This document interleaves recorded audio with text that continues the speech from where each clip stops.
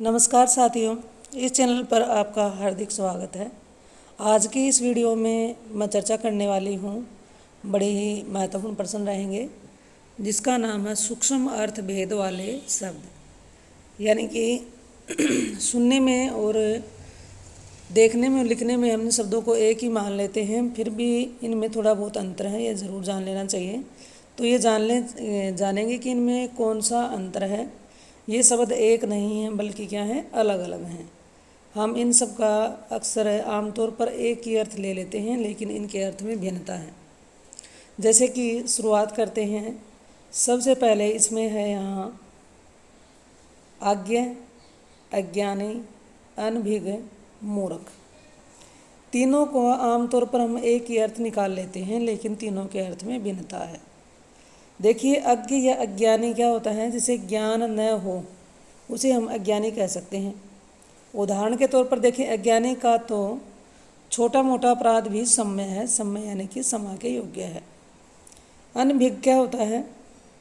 अनभिज्ञ देखिए, जिसे अनुभव न हो उसको हम क्या कहेंगे? अनभिज्ञ। जिसे किसी बात का अनुभव न हो उसे हम अनभिज्ञ कहेंगे। उदाहरण देखिए, मैं कार के इंजन के बारे में अनभिज्ञ हूँ, यानी कि अनजान हूँ। और बात करते हैं मूर्ख की, जिसे ज्ञान देने पर भी कोई ज्ञान प्राप्त न हो, जैसे वह मूर्ख है, कार चलाना तो कभी सीख ही नहीं सकता। इस तरह से तीनों शब्द हमें देखने में, सुनने में, अर्थ की दृष्टि से एक जैसे मालूम होते हैं, लेकिन तीनों में अंतर आपको समझ में आया होगा। अज्ञ, अज्ञानी, अनभिज्ञ और मूर्ख। इसी प्रकार आगे जो शब्द हैं अज्ञात और अज्ञेय, इनमें भी अंतर है। जैसे अज्ञात, जिसका ज्ञान न हो किंतु जिसे जाना जा सकता है, उसे हम क्या कहते हैं? अज्ञात है। और अज्ञेय, जिसे जाना ही न जा सके उसको अज्ञेय कहेंगे। अगला है अनुग्रह, है अनुभव और अनुभूति। अनुग्रह होता है अपने से छोटों पर प्रसन्न होकर उनकी कुछ भलाई करना, अनुग्रह कहलाता है। अनुभव, कर्मेंद्रियों द्वारा प्राप्त होने वाला ज्ञान। जैसे रमेश को समुद्र की लहरों में तैरने का अनुभव है। और अनुभूति, अनुभव की तीव्रता से ज्ञानेंद्रियों द्वारा प्राप्त होने वाला आंतरिक ज्ञान। केवट को रामचंद्र जी के आनंद की अनुभूति हुई, मन ही मन में महसूस करना अनुभूति होती है। और किसी चीज़ को सीखना अनुभव होता है। और अपने से छोटों पर प्रसन्न होकर उसके लिए कुछ करना, उसका काम, वो अनुग्रह होता है। अगले हम बात करें अध्ययन और अनुशीलन। अभी अध्ययन और अनुशीलन, अध्ययन किसी अन्य के ज्ञान को प्राप्त करना कहलाता है अध्ययन। अनुशीलन किसी अन्य द्वारा प्रस्तुत ज्ञान पर सूक्ष्म चिंतन मनन करना, गहराई से सोचना, अनुशीलन बन जाता है। आगे मैं बात करूं असार और निस्सार। कहने को तो हमें एक जैसे लग रहे हैं, लेकिन इनमें अंतर है। असार, जिसमें न तो कभी सार था और न अब है। और निसार, जिसमें पहले कभी सार था परंतु अब नहीं है, यानी कि पहले कभी इसका महत्व था, अब नहीं है। और असार ऐसी चीज़, ऐसी बात, ऐसा विषय जिसमें कभी सार था ही नहीं और न ही अब है। आगे मैं बात करूं असक्त और निसक्त। अब देखिए, असक्त और निसक्त में क्या है? असक्त, जिसमें कभी शक्ति रही न हो उसको असक्त कहेंगे। और निसक्त, जिसमें कभी शक्ति रही हो परंतु अब वह नहीं रही हो, अब वह चली गई हो। दोनों में ही अंतर आपको नजर आया है। आगे मैं बात करूं अधर्म, अन्याय। अधर्म, धर्म के विरुद्ध कार्य कहलाता है अधर्म। जैसे कि दूसरों को दुख देना अधर्म है। अन्याय, न्याय के विरुद्ध कार्य है, जैसे किसी की मजदूरी न देना अन्याय है। तो मुझे लगता है दोनों आपको क्लियर हो गए होंगे। आगे बात करें अपराध और पाप। हम इनको आमतौर पर एक ही मान लेते हैं, लेकिन दोनों में जो अंतर है उसको जान लेते हैं। अपराध, सामाजिक राजकीय नियमों का उल्लंघन करना अपराध है। और पाप, नैतिकता का उल्लंघन करना पाप है। अभिमान, अहंकार, दर्प, घमंड। देखिए, सुनने और देखने में हमें एक जैसे ही दिखाई दे रहे हैं, लेकिन इनमें जो अंतर है उसको जान लेते हैं। अभिमान होता है अपनी प्रतिष्ठा अधिक व दूसरों को कम समझना। उदाहरण के तौर पर देखिए, नौकरी मिलने के बाद उसे अपने पद का अभिमान हो गया। अहंकार, अपने आप को झूठे ही बहुत अधिक समझना। अहंकार मनुष्य को पतन की ओर ले जाता है। दर्प या घमंड, प्रत्येक स्थिति में अपने आप को बड़ा और दूसरों को हीन समझना।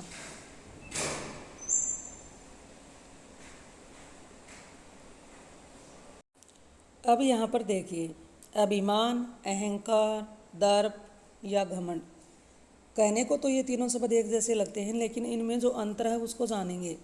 अभिमान, अपनी प्रतिष्ठा अधिक व दूसरों की कम समझना। उदाहरण पर देखिए, नौकरी मिलने के बाद उसे अपने पद का अभिमान हो गया। अहंकार की बात करें, अपने आप को झूठे ही बहुत अधिक समझना। अहंकार मनुष्य को पतन की ओर ले जाता है। दर्प या घमंड, प्रत्येक स्थिति में अपने आप को बड़ा और दूसरों को हीन समझना। रावण का दर्प राम के हाथों चूर चूर हो गया था। अब आगे बात करते हैं अच्छाई, भलाई। अच्छाई किसी व्यक्ति या वस्तु के गुण को कहते हैं और भलाई किसी व्यक्ति के हित का कार्य होता है। अध्यक्ष, सभापति। अब ये अध्यक्ष और सभापति में क्या अंतर है? अध्यक्ष किसी संस्था का जो प्रधान होता है उसको अध्यक्ष कहेंगे, और सभापति किसी बैठक अथवा सभा का जो प्रधान होता है उसको सभापति कहेंगे। संस्था का प्रधान अध्यक्ष कहलाता है और किसी बैठक या सभा का जो प्रधान होता है वो सभापति। अधिवेशन और बैठक में क्या अंतर है? अधिवेशन किसी संस्था का बड़ा सम्मेलन अधिवेशन कहलाएगा, और बैठक है किसी संस्था की किसी समिति के थोड़े समय के लिए सभा होती है वो बैठक कहलाएगी। अब तीन आ गए एक जैसे बड़े इंपॉर्टेंट शब्द, आधि, व्याधि। आधि और व्याधि देखिए दो हैं। आधि मस्तिष्क संबंधी बीमारी या मानसिक रोग को कहते हैं, और व्याधि शारीरिक रोग को कहते हैं। आगे की बात करें, अनिवार्य और आवश्यक। आमतौर पर हम दोनों को एक समझ बैठते हैं। अनिवार्य और आवश्यक। अनिवार्य जिसका निवारण नहीं किया जा सके, जिसके होने की बाध्यता हो कि ये काम तो आपको करना ही होगा। जैसे कॉलेज में प्रवेश लेने के लिए 60% अंक अनिवार्य हैं, और आवश्यक का मतलब होता है जरूरी। उदाहरण देखें, यदि बेरोजगारी दूर करनी है तो कम पूंजी के उद्योगों को प्रोत्साहन देना आवश्यक है। अब बात करें अनुरोध और प्रार्थना। अनुरोध किसी कार्य को करने का प्रार्थना युक्त आग्रह होता है, विनती होती है, और प्रार्थना अपने से बड़ों को किसी कार्य को करने का निवेदन करना। बड़ों से जो विनती की जाती है वो प्रार्थना कहलाती है, और किसी कार्य को करवाने के लिए दूसरों से जो विनती होती है उसको अनुरोध कहते हैं। अस्त्र, शस्त्र। अस्त्र होता है जी फेंक कर चलाए जाने वाले हथियार, जैसे कि तीर, बर्छी, गोला, भाला आदि, और शस्त्र हाथ में पकड़कर चलाए जाने वाले हथियार जैसे तलवार, गदा आदि। अब आगे की बात करें, अगला है अवस्था, आयु। देखिए, सुनने और देखने में हमें एक जैसे ही लगते हैं, लेकिन इनमें अंतर है। अवस्था जीवन, शरीर अथवा पदार्थ की कोई स्थिति। बात करें बीमार की अवस्था कैसी है। आयु जीवन की पूरी अवधि, आपकी आयु क्या है। दोनों में अंतर आपको पहचान में आया होगा। अनुराग, स्नेह, आसक्ति, प्रेम, प्रणय। कहने को तो ये 5 के 5 शब्द का अर्थ प्रेम लिया जाता है, लेकिन इनमें क्या अंतर है।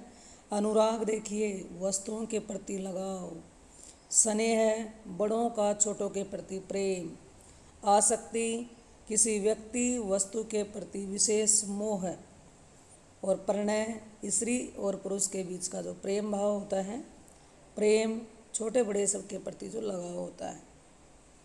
तो ये पांचों के पांचों पॉइंट आपको क्लियर हो गए होंगे। अनुराग वस्तुओं के प्रति लगाव है, स्नेह है बड़ों का छोटे के प्रति प्रेम, आसक्ति किसी व्यक्ति या वस्तु के प्रति प्रेम विशेष मोह है, प्रणय स्त्री और पुरुष के बीच का जो प्रेम भाव होता है, और प्रेम छोटे बड़े का सबके प्रति लगाव। आगे की हम बात करें, आगे है वात्सल्य। अब ये वात्सल्य क्या होता है। वात्सल्य है बड़ों का विशेष रूप से माता पिता का बच्चों के प्रति जो प्रेम भाव है उसको हमें वात्सल्य कहते हैं। इसमें बड़ों का छोटों के प्रति भी हो सकता है, गुरु का शिष्य के प्रति भी भाव हो सकता है। अब बात करें अद्वितीय, अनुपम। अद्वितीय होता है जिसके समान कोई दूसरा न हो, यानी कि वो अकेला हो, यूनिक हो पूरे वर्ल्ड में।